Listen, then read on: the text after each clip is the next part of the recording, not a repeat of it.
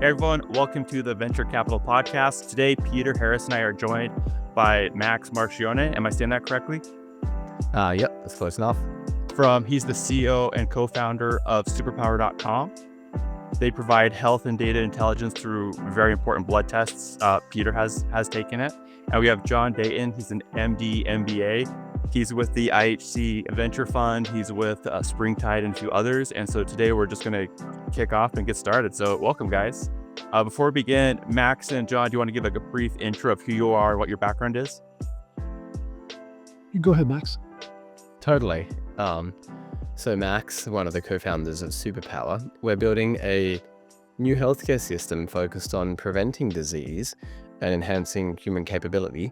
And previously, I spent a little bit of time starting other small companies, and I've done that for several years. Lots of things. Some are alive, some are no longer alive. That's the nature of starting things. I spent a little bit of time on the investor side. I am still a founder of a fund. I invest in around a company a week. And then I spent some time on the finance side as well. And oh gosh, what else is interesting? So I don't know. I think that basically around 2.5 years ago, I was thinking, what kind of problems actually really matter on Earth? And there were really only two things that I thought really mattered. One was human health, and the other was things that happen in the physical world. They still matter post-AGI. And I think in a post-AGI world, health is potentially the most important thing, enhancing and extending human life. And hence here we are. Awesome. Thanks, Max. John Dayton, do you want to give your background? Hey, everybody. I'm an emergency doctor. I work with Intermountain Health and on faculty at Stanford, where I'm involved in research that has to do with innovation, particularly bringing acute care innovation into the ER. As John mentioned, I'm an advisor for Intermountain Ventures, and then I'm a venture partner with Springtide. All right. Well, today, Peter and I, we wanted to talk about what's the future of health tech from the founder side, from the VC side. And the first thing is let's talk about first what's broken in the system. What do you guys see? So as a ER doctor, I'm happy to take that. Our system is based and reimbursed on fixing problems. It is not based on prevention. It's not based on longevity. It's not based on health span. So that's one of the major issues, but also that provides lots of opportunities. Awesome. John, have you looked at systems like Max's company? What are your thoughts? It was really interesting to look at it, particularly, you take different business models. We saw these startups with 2021 that were focused on digital health and making things work, and a lot of money was spent on those. Not a lot survived, except lately, Amada and Hinge have turned the corner, and the reason for that is they were able to say, all right, well, how do we fix something in the system? How do we make people get better? But how do we work with the existing reimbursable models? And so I'm always interested when someone has, something may start out as concierge or may start out as something within the insurance system focused on longevity and health. That's always very interesting to me. I'm always curious, when people say we're going to look at all these, biomarkers and these monitors, what specifically they're looking at and what data and, research informs those choices. And I always think that's a good way to look at forward-facing health approach. Yeah. What do the two of you think are the most important metrics to be looking at right now in 2025? I think what's really interesting is how do we summarize a lot of different biomarkers into one? Right. The reality of how healthcare has always evolved is let's have static single biomarker cutoffs that we look at, and we try to predict things based on a single biomarker. And it's quite binary. You have something or you don't, you're in range and you're out of range. I think that makes a lot of sense in a human-led paradigm where we try to simplify things to a smaller number of data points because it has to be comprehensible for the human brain.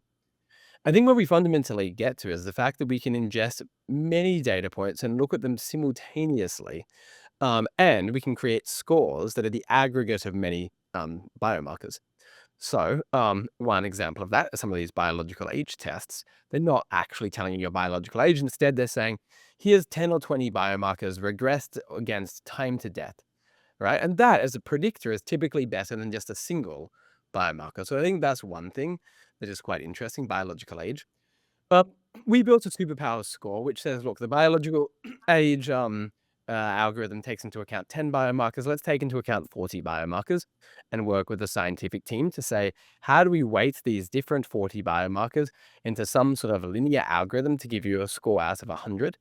And my general belief is that those biomarkers often reflect or are proxies for the foundations of health. If you improve the foundations of health, you improve many of the diseases that sit on top of the foundations, and therefore improving your superpower score correlates strongly with improving overall health. So that's probably my answer. Peter, what are your thoughts? So I'm curious from John's perspective. So traditional medicine has a ton of data, right? Collecting all kinds of stuff, the diagnostic tests, blood tests. You have procedures that have been done, medications that have been done. There's a lot of universities that are doing studies on patients. You've got clinical trials. So there's this like huge wealth of data. Why is that like wealth of data not being used in a, multi-linear regression analysis where you're pulling in lots of these data sets and data points in the way that Max is talking about, right? Why is it always like so like point solution focused, if that makes sense? That's one of the big problems in healthcare right now is pointillism, right? Everybody wants, well, I'll build this, system and this will help solve this GI issue, and I'll build this system and this helps, with mental health. One of the biggest issues is we need to have data that works together. The big issue is interoperability of data. And to take that one step farther, not only do we need to have like the EHRs connect to the clinic records, which connect to the lab records, but we also need to overlap that with data from remote patient monitoring. And that's the next step of that is like multimodal AI, right? How do we take the text from the charts? How do we add that to the imaging data, like the CNN data? And how do we utilize that? Ultimately, the big issue right now is there's a lack of interoperability. It's a major issue of fragmented data. And so that's why I'm really interested in companies that focus on interoperability, or when Epic says we're going to do something that brings data together or brings that in a way that's usable. It's hard, right? What you think about from a patient perspective, if you're watching your blood pressure, you're interested in what your blood pressure is on average. If you start a medicine to address it or a lifestyle change, you want to know if it's coming down. And so there's a lot of data points that are available to you. Unfortunately, the only data point you get is, well, I ended up in the ER because I had a high blood pressure and I had a headache and my blood pressure was really high there. That's compounded by so many variables. You're nervous about being in the ER. You're uncomfortable. So rather than using all that trended data, you end up with one data point that's, not very accurate, representative of multiple things. And then hopefully that trends down while you're in the ER. But that's the issue. You have to have components that can bring things together and inform others, and that's one of the major processes, one of the critical aspects we need, but also like very, very challenged. How do you take all these trillion data points and make sense of it? And I think multimodal AI is going to be the way to do that. Yeah, for sure. Agree with all of that. And then I'd also add that we have a lot of data relative to where we were 2 years ago or 5 years ago. And this is an exponential curve. So we actually have no data today compared to what we're going to have in a few years' time. And I think that as a result, many limitations actually come from a lack of data still. And many of the things that we would like to do, for example, trying to predict disease, trying to predict health, not just based on a single biomarker, but based on clusters of different biomarkers in an embedding space. That's not possible because we don't have enough data. And many problems are actually limited by the lack of data. So I think that we're actually still early in collecting all the things we need to move to a model of medicine that is more algorithmically driven rather than human driven. I'm curious, Max, to build on that. What areas do you feel like we're lacking in? Where maybe for the people that are listening that want to build startups to start collecting some of this data, right, to integrate into a platform like yours, where are the holes? Everything. So I think that we still lack omic data, meaning biological assays. There are all sorts of modalities that of omics. There's the microbiome, there's the genome, there's metabolomic data. 23andMe has 0.2% of your genome for only 15 million people with very limited clinical data on top, and they sold for $300 million out of bankruptcy, right? Like, now we can assess the entire genome, not just 0.2% of it, and we can hopefully do that for more than 15 million people around the world. There's 8 billion people on this planet. So omic data is one, clinical data is the second, and it's maybe even more important. Clinical data is what has happened to someone over time. And the over time is very important because we want to be able to map from what we know at the level of biology or the ohm to what actually has happened. And that allows us to perform prediction. And then the other thing that's interesting is continuous wearable data, or like ambient data. And the reason that's interesting is today we try to go from biological assay to prediction. In the future, what we might be able to do is go from continuous wearable data to prediction. And that means that we can actually predict things continuously rather than requiring a blood test or some sort of biological sample. Max, just to add to that, I just got back from Amsterdam from the Health Europe conference. Really interesting, but one of the best talks was Tom Hale from Oura and another device expert from a company called Metabolite. And they were saying the ultimate goal is we want 2/3 of what is going on to be monitored data that we can put into a predictive model. And then, 1/3 that's your physician, but the 2/3 is, coaching and what should you eat that day and what exercise should you do? And are you had levels that are trending that are in the wrong direction, or it started out, it was like a sleep aid, right? It was interesting, but now they've got glucose monitoring and now they have temperature, and they went through the first FDA trial to predict when women are most fertile based on their temperature.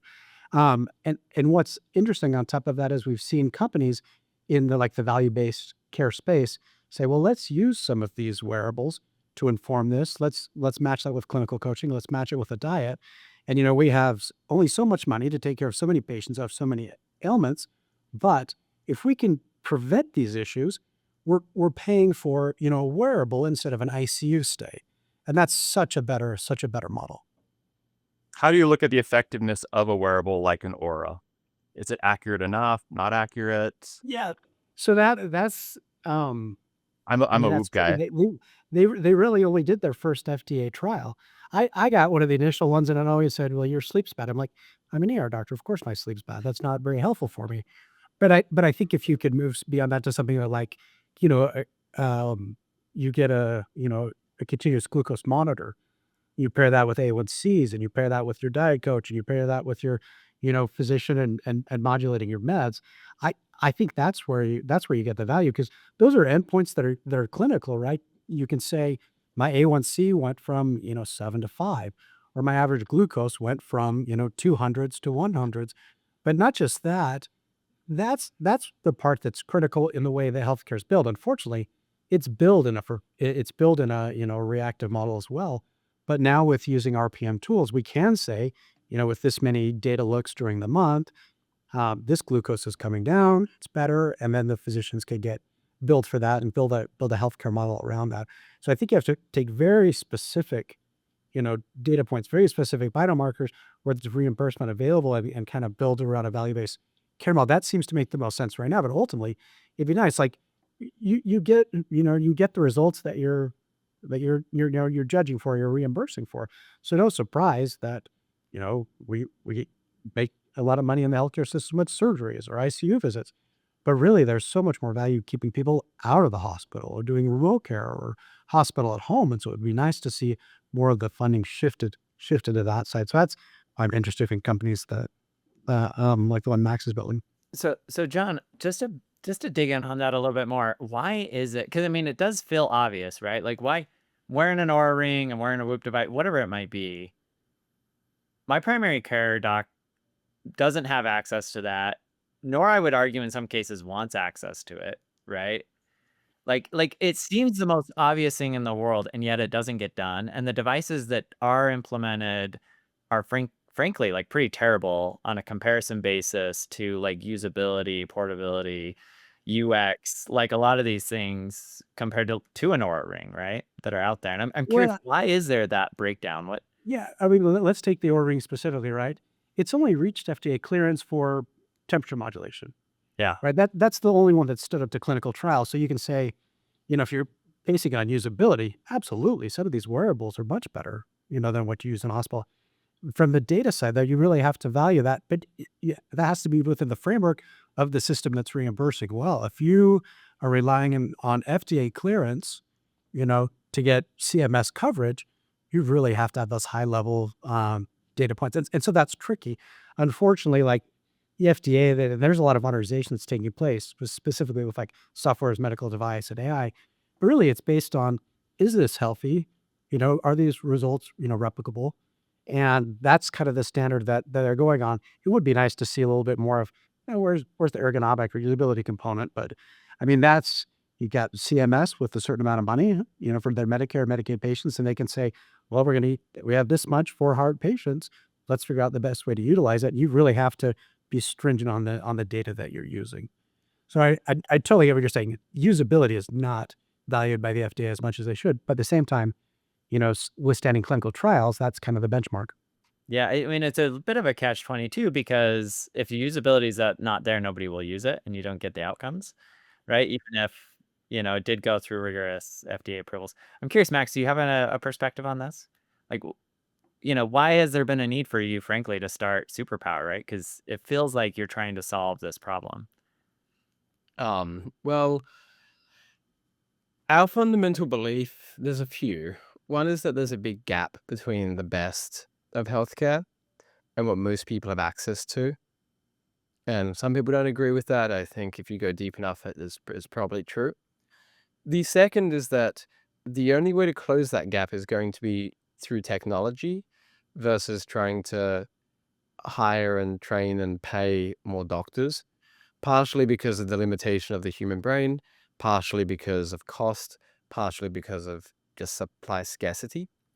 I also think that in an AI paradigm, we don't just match the best of medicine. We don't just close the gap. We actually far exceed it.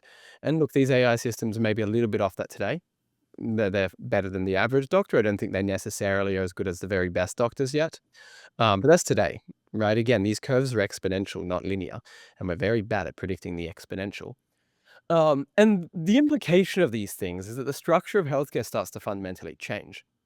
And I would contend that we actually have a new consumer front door, a new first place people turn for their health. Today, people might say it's the primary care doctor. I'd contend it's Google or ChatGPT. And I think that Google or ChatGPT don't do an awfully good job because they don't know that much about you. They frankly don't know that much about medicine, and they can't take action, right? They can't prescribe, they can't diagnose, they can't refer out, they can't actually take action. So the implication is I think we get to a world where we have a new consumer front door, a place people go to first that knows about them, that knows about medicine. They can close the gap between the best of healthcare and what most people have access to. Can do that largely using technology, and can also do that with a fantastic consumer experience, a brand that people love. There's no one walking around wearing United Health t-shirts or like One Medical t-shirts, right? Like we have people sending me text messages and hoodies around the world, Superpower hoodies around the world, like every day. There's no real software that people love. Everything is kind of confusing. You never really have your data in one place. There's a lot of frustrations that customers have as a result of this. People are like, oh, I heard about the gut microbiome on Instagram. Then I went to my doctor and I was told the gut microbiome is not a real thing and it's pseudoscience. Or there's the Oura Ring problem, which is, oh, I used my Oura Ring to track my sleep and I saw some problems with my sleep. My doctor refused to look at the data. So all of these consumer problems as well. And I think if we fundamentally start by saying what is best for our members, or the customer or the patient, if we start with that, how do we work backwards from that? Whereas I think the way healthcare has evolved, primarily because of incentives, is instead starting with payment mechanisms rather than customer experience. Yeah, makes sense. I'm curious, what do you both think is driving the interest in this? So if you look at companies like Life Force, Function, somewhat competitive to what you're building, have grown incredibly fast in a relatively short time period. We're seeing tons of different companies and all kinds of like diagnostic testings, new therapeutics, right? Get funded. I'm curious, what's driving all of this now from your perspective? I think you have two things. On one end, patients just used to be very passive, and it was a very paternalistic system. And the doctor would say, do this, and they'd say, okay. And that was kind of the end of it. It's much more common for me to see a patient of the year and say, not only did my heart feel funny, but on my, Apple Watch, I actually have it, or they'll bring in their cardia tracing. They'll say, this is what my EKG looked like while it looked funny. And cardia is very that's something that, we utilize, we recognize. The big issue with the data is it has to be, reliable to both parties and in a way that's shareable. And so when someone can say, my heartbeat felt funny, they show with the EKG tracing, I'm like, oh yeah, I could keep you on a cardiac monitor here for a couple hours in the year and I'm probably not going to see this. But now that you have it, it's totally verifiable. We don't need to keep you overnight. We can get you on a monitor. We can get you on medication. And so I think you have a rise of consumers that are just more knowledgeable and more involved in their health care. And at the same time, while there's very traditional medicine and very, patriarchal kind of mentality, most of young doctors, they use these devices themselves. They're familiar with it themselves. And there's a goal in medicine to kind of upskill. We're facing a situation where we went through med school residency and AI didn't exist. And, there's an interesting quote out there from the AMA, and it says, AI is not going to replace physicians, but physicians that use AI are going to replace the ones who don't. And it's like, we need to make sure we're maximized our ability. Well, I'm going to have nowhere near the ability like a large language model does to bring correlations and bring that together, or give a patient a discharge instruction in their native language according to their education level. But I could totally utilize those in my process, in my care, to personalize care. And I think you have kind of a wave of patient super users and then physicians wanting to provide better care. That's why they went into healthcare in the first place. And they're realizing, boy, we need to understand how these tools can help us in our roles. What are your thoughts, Max? Um, Just like timing, right? Why now? yeah, it's really interesting. I remember in 2016, I would wear an Oura ring, and everyone would make fun of me for tracking my sleep. And in 2019, I wore a CGM, continuous glucose monitor, and people thought I was psychopathic, putting a microneedle in my arm. Right. So this has panned out time and time again. And so many of the things that I've been obsessed with for 10 years that everyone has made fun of, people now are constantly messaging me about and texting me about and asking about. I think I do believe to an extent in the technology shift version of history, as well as the key man or key person version of history. I think the key person version of history here is that Huberman and Brian Johnson came along and started popularizing health. I think the technology shift version of history is social media to an extent, which valorizes health and aesthetics, and then also AI to an extent, where 8 to 12% of questions are about health. So there are a few of the things that are catalyzing this push towards preventative medicine and what many are calling longevity medicine. It's really interesting. If you look at why people follow Brian Johnson, it's very rarely to know how to live longer. The stuff that he's actually selling and they're following him for is very basal needs. How do you not lose your hair? How to reverse your skin age? How to sleep good and feel good? How to maybe put on a little bit more muscle? They're actually surprisingly basal needs. And this is people have now realized that health is a tool to help you achieve those base needs. And just as new consumer products come along, when someone sees a new tool, I'd contend that there's a consumerization moment here. And some people say, oh, we're consumerizing healthcare. I don't actually think that's what's happening. I think we're just healtherizing consumer, which is the way consumer works is someone takes a consumer product, let's package a new CPG product, and they find one that they think people are going to like, and they realize you can sell it. Hims realized that with pills. Function realized that with blood tests. I think many of these companies, at least in the short term, are well understood as CPG companies doing CPG marketing. And then the big bet has to be, can they actually turn into health companies in the long term? Because CPG caps you at $1 billion to maybe $10 billion market size. Whereas if we can build a new health system, that becomes a little bit more interesting. No, for sure. It definitely feels, especially when you look at an Oura ring, right? they're trying aggressively to make that transition, right? It's like we used to sell Ring, now we sell all of these, services down to helping you get pregnant, right? That are more health related. I'm curious what your perspective is on Brian Johnson. Talk about him for a second, because he is a little bit of a controversial figure out there with all the crazy things that he's done. And I'm curious to get John's perspective on him from maybe the medical perspective first. So he's actually a really interesting figure. I'm part of a group called Clinicians Resist AI, and we had him as a guest, and people wanted to talk with him. And some of the things he doesn't stress as much as he used to, but ultimately, I like where he's coming from. That that age isn't inevitable. We're not going to get worse, or if we are, there's preventive steps that we can do to make that happen. He's kind of like on the shock value of that side. Someone in that space that I put a little more credence behind is, Eric Topol just wrote a great book called Super Agers. And that talks about, we have all these problems with healthcare, the fragmented data, all these things, but we could use more immunology, and we could focus more on things like community and meaning that make people's life last longer. And, that's obviously, we're not in a situation where the healthcare system that reimburses for meaning and community. But if you're focusing on what helps people live longer, and you're focusing on longevity, it's hard to ignore the data that he has associated with that. So Brian's kind of like the rock star, and he's interesting to me also because he's like, I think he's a BYU guy, isn't he? He's a former He's from Utah originally. LDS guy, yeah. And so I'm always interested in like folks from Utah and BYU doing interesting things. But at the same time, Eric Topol will write a book every 5 or 6 years, and then the next decade goes on to prove that everything that he said was exactly right. He wrote, The Patient Will See You Now, the start of digital health. He wrote Deep Mind right before we started using AI or even comprehending how to use it. And now he's writing Super Agers. And so I put a lot of stock in what he says. If he's focusing on, utilizing components of immunology and recognizing that and recognizing what keeps people alive, he's got a lot of street cred. I think on any spectrum you're working with. Any perspective to add there, Max? I have a lot of respect for Brian. Yeah. I reflect a lot of the things John said. I think that Brian thinks very deeply.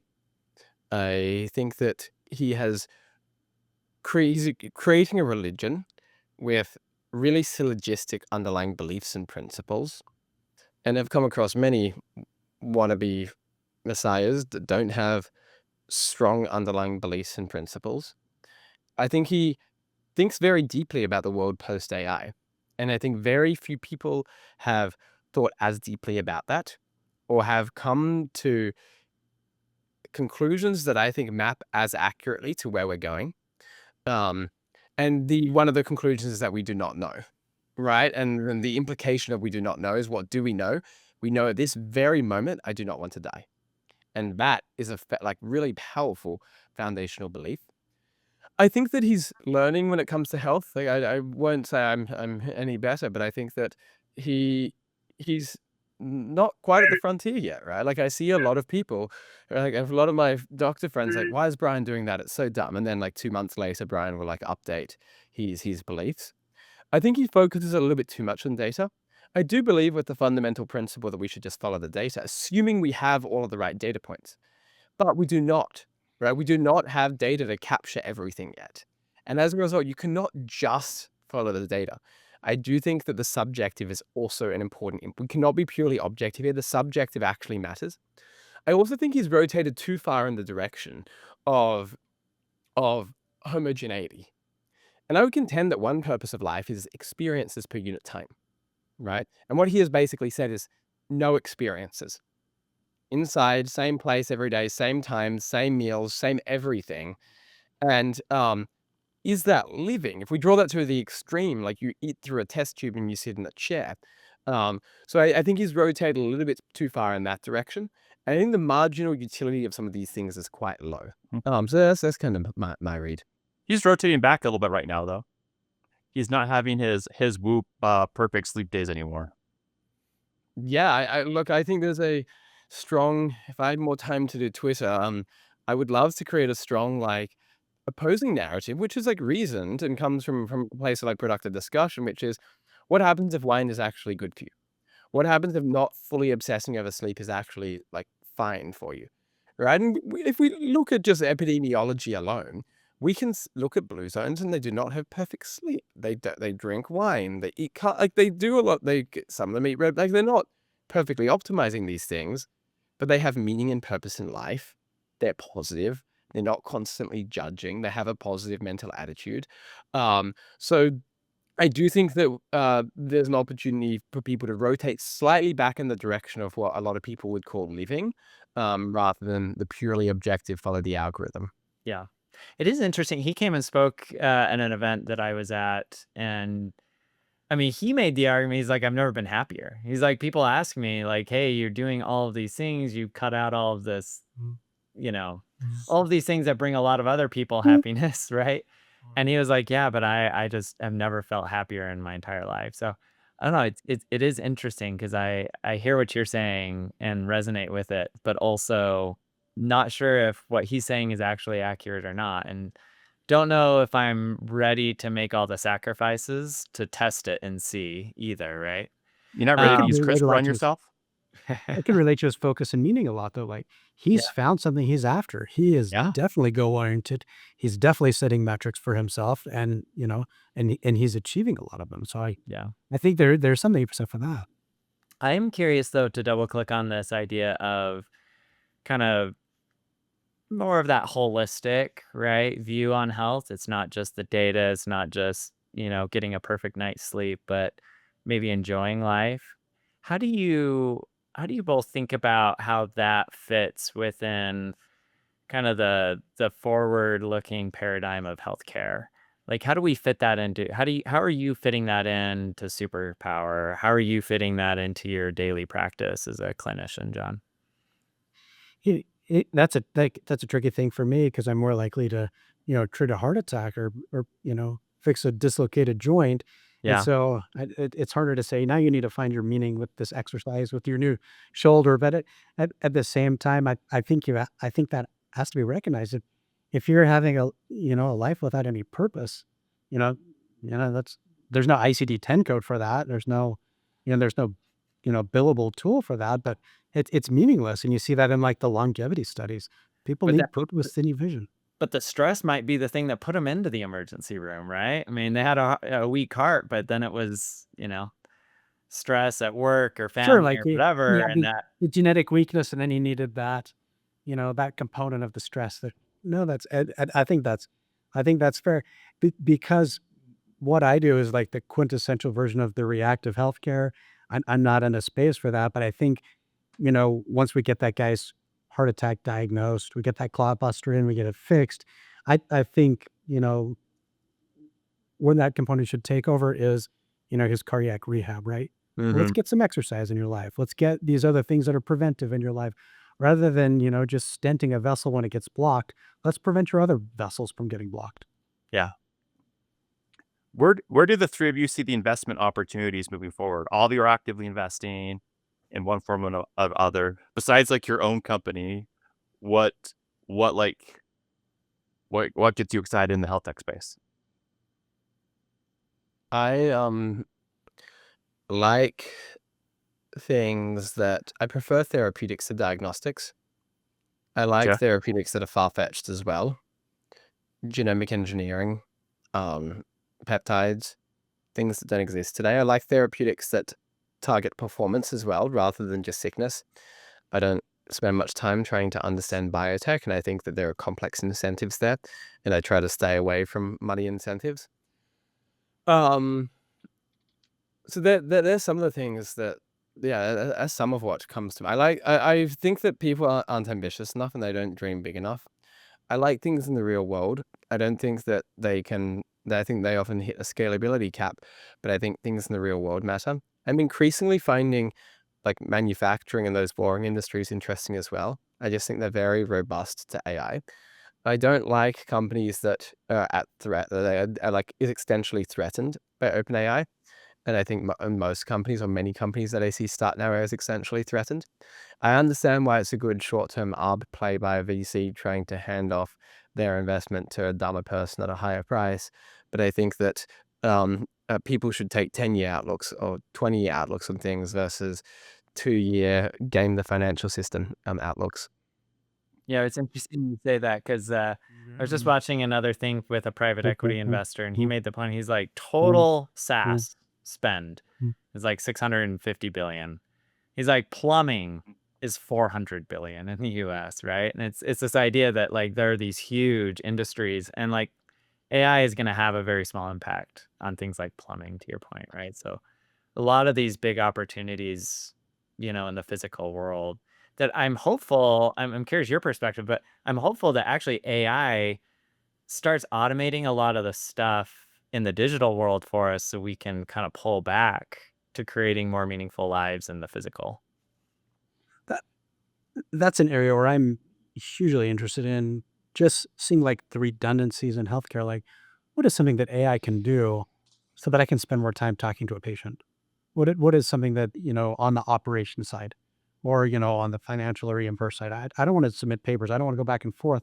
What can be automated there so I can just focus on getting my patient to the right care, to making sure they can go to the thing that's going to, help them with their longevity. And I think the operational tools of AI are going to unleash our ability to do actually what we wanted to do. I didn't want to be a physician to fill out papers and click documents and, chart all day long. I wanted to be a physician to help patients. And so I'm interested in tools that help me save that time for myself and cover, the administrative, the operative cycle. Yeah. Is that space? John, I'll say again, I'm sorry. is that your next investment? Are you looking for that to exist? Yeah, that I'm very interested in those kind of tools. Yeah. So, Max, I'm curious. You made a point earlier that AI today is better than like an average doctor, but not better than the best. But we're probably going to get there, right? Where do you see the role of doctors in the future? Like, do they go away if we make AI actionable? Or is there a role and a place for them? Do they get to do what John is hoping for, which is like, I can just spend more time with people? Or, is it kind of the Replit situation and the doctors get replaced by AI even? I don't know. I'm curious your perspective on that. Yeah, so today, at an abstract level, doctors do two things. One is cognition, compute. We call that diagnosis, right? Connecting the dots and working out what's wrong and telling someone what to do. Diagnosis and like therapeutic plans, right? Whatever you want to call it. The second thing doctors do is actually act as an intervention. Similar to how you have a choice to use a pharmaceutical or a supplement or pursue a certain or eat and change your diet, a doctor is also an intervention, sometimes through behavior change, sometimes through performing some sort of procedure. Going forward, the first role of the doctor, which is compute, diagnosis, care plan, I think is almost exclusively AI, and potentially even exclusively AI. The second role of a doctor, which is a doctor as an option on your therapeutic stack, I think remains. Sometimes a doctor has to perform some sort of procedure. Sometimes they need to like touch the human body. Sometimes they need to help drive behavior change and relate to someone and explain the outputs of the AI and hold someone accountable. And I think that's where humans are here to stay. I don't think that AI replaces doctors. I think it replaces functions that doctors they're doing today, and that means the doctors will just do different things.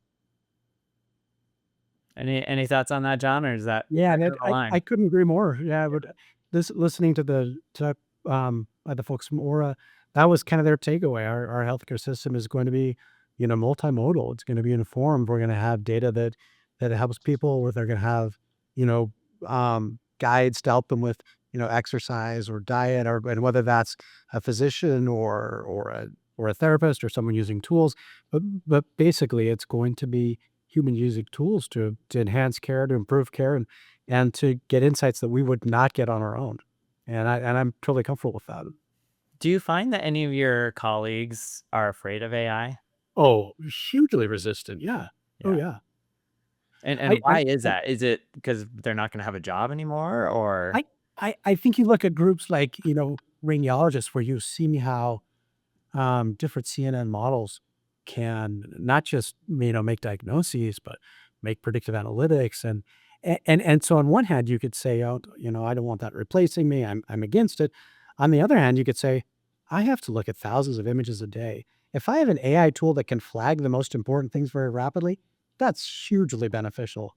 You had Cure AI out of India, and they trained a model to identify TB. They thought, what's going to make the biggest impact in the world? And in the developing world, we still have a lot of folks with TB, and it trained this model, and it rushed the positive TB, images to the top of their stack, and they would, look at it. But that sped up their process. It made them more efficient. It made them able to really focus on the most specific things. And then they were able to do the same thing with COVID. And then I think they sold to Fujifilm. But that's where I see it heading. I don't think, this is a situation where, these tools are going to replace the radiologist, but can they make their job more efficient? Can they help them highlight the worst things? Can they help, bring the work, just overall health of their patients and the folks they're taking care of? I think that's where we need to utilize it. And I think once people realize that's the potential, then you have less fear and you have more, more interest in, all right, cool, how do I adopt these tools?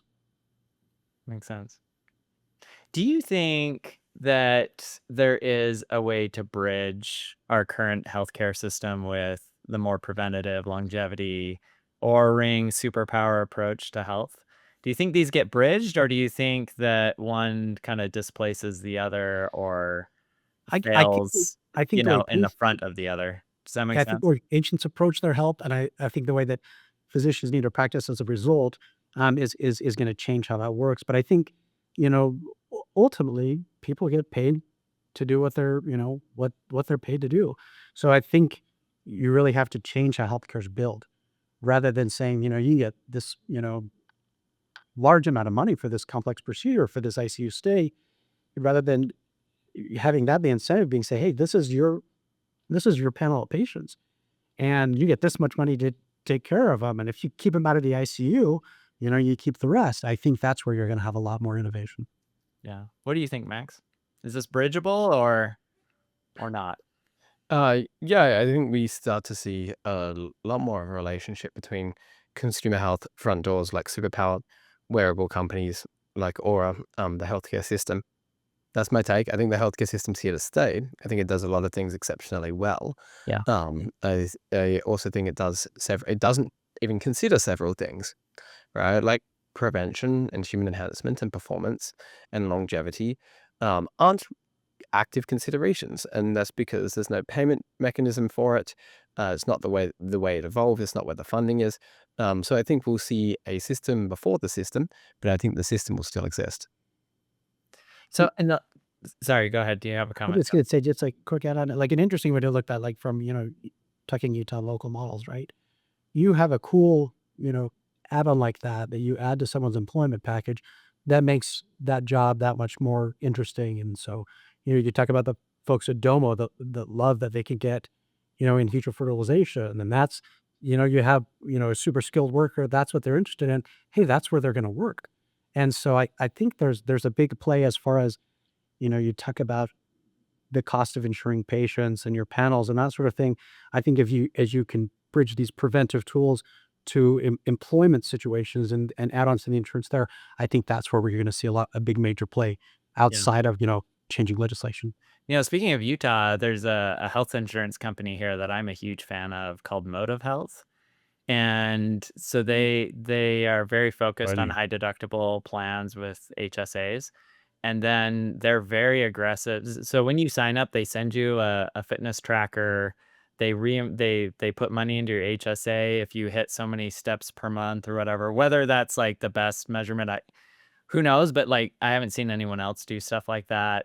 But at least it's incentivized, right? Yeah, so they're incentivizing it. They're tying it. They're tying your like health and your longevity and how you approach those things to actual dollars in your pocket, which I've always thought is a really fascinating approach. I'm curious, in the last 10 minutes that we have, I'd love to hear from both of you your vision or prediction on what the future looks like for healthcare, and then what are the big roadblocks that you're seeing that will have to be overcome to achieve that vision? I think that every single person will have an AI doctor, which is the first place they turn before Google or their primary care doctor or OpenAI. I think that the AI doctor will tell someone exactly what to do. We'll actually have a limited choice because the AI will be so good we won't have a choice but to follow it and but to trust it.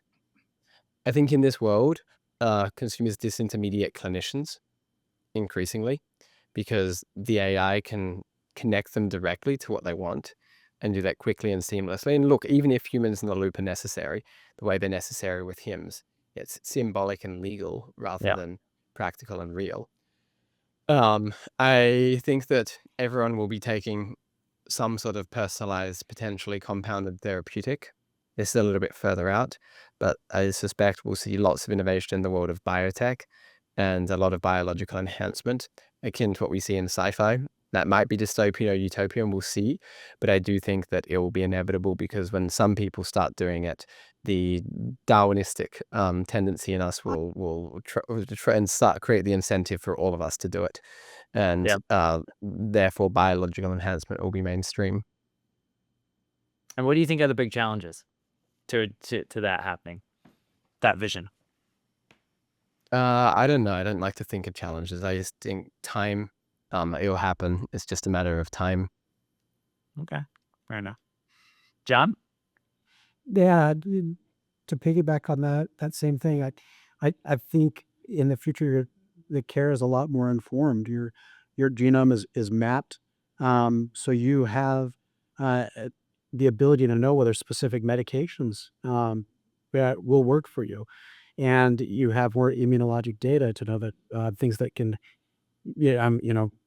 prevent you from responding in such a way that ages you faster. And so that data is complemented with tools from your remote patient monitor, your biologic data that informs your diet, that informs your exercise, and that informs your clinical team, which is a combination of physician AI tools and other coaches. And I think that's ultimately how you keep people healthy longer and utilize rather than having the fragmented data, rather than not putting out all the AI components together. You have like a multi-omic, non-fragmented data experience. Awesome. And any roadblocks that you see that kind of need to come down before that vision is achieved? That, like we've been saying earlier, the typical roadblocks are you have to change, the incentives for the payers, for the patients, for the physicians, and how that's billed. At the core level, that's going to be how things tend to happen. Whatever it's done on the Medicare, Medicaid side on reimbursement and what's cleared informs private insurance. And so to get a major shift, you're going to have to move away from that. Yeah. It feels like to me, and I'm curious if you guys have a different perspective, but it feels like one of the things that's pushing that change is that people are coming out of pocket to pay for their health in a bigger way today than they have been in the past. In the past, it was I pay for insurance, insurance takes care of my health, and it pays the bills.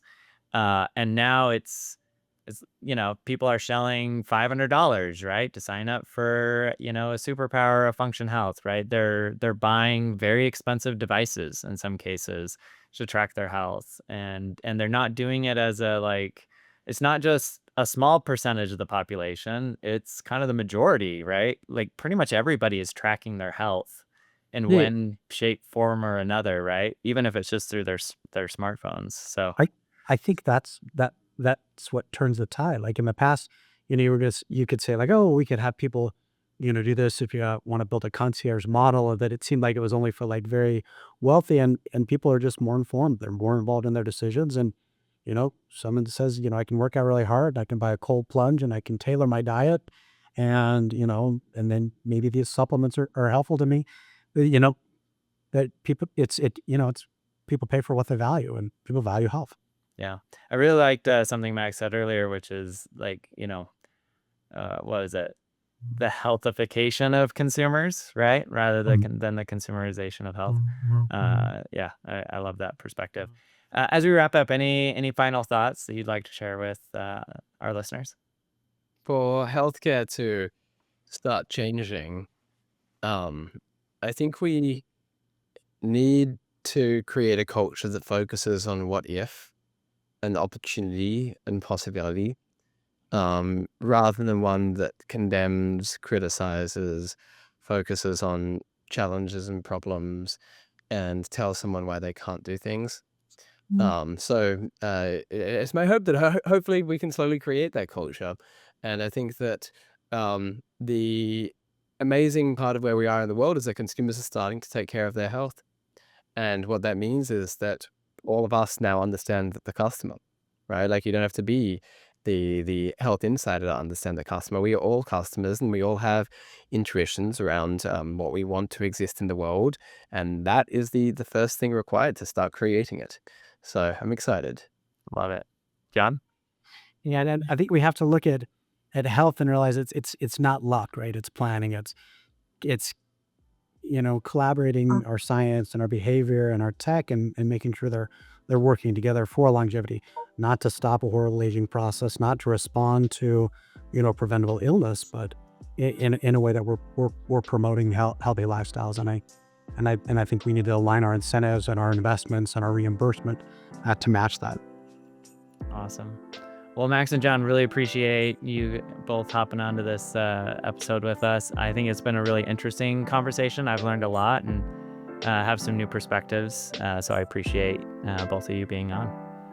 Thanks, Great. man. Thanks for having us. Thanks for coming.